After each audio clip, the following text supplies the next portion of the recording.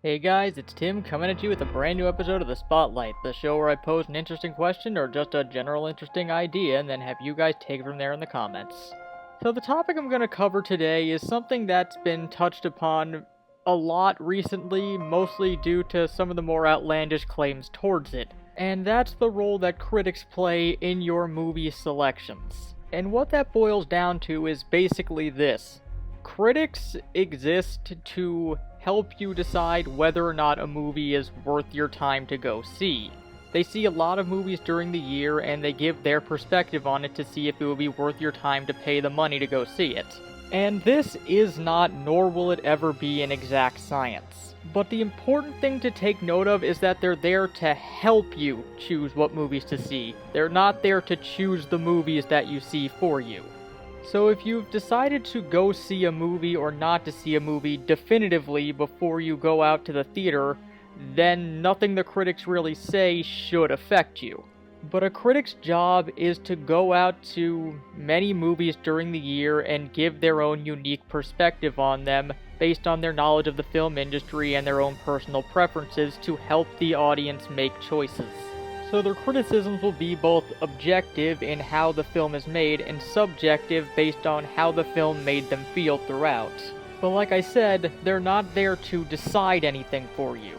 If you disagree with a critic, either whether you're going to go see a movie or whether or not you like a movie, that's fine. That's not a fault of the critics and it's not a fault of yours. It's just a matter of perspective.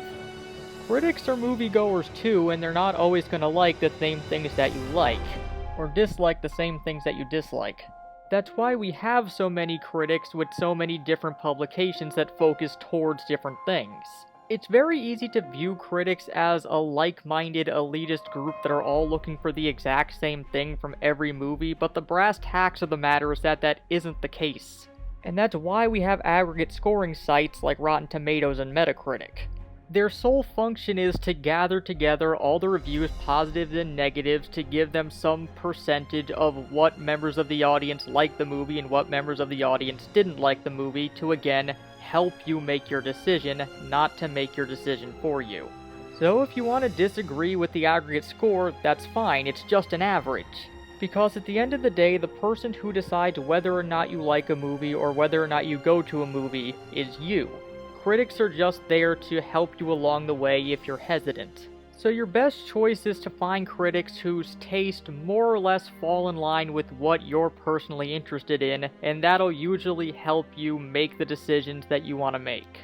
But those are just my thoughts on the matter, so what do you guys think? What role do critics play for you? How much weight do you put on their decisions? And how do you use what critics say to justify what movies you see and even what movies you like or dislike? Well, let us know in the comments. If you've liked this video, feel free to subscribe. We have a Patreon account that you can donate to if you feel so inclined. And until next time, this has been Tim from The Spotlight, signing out.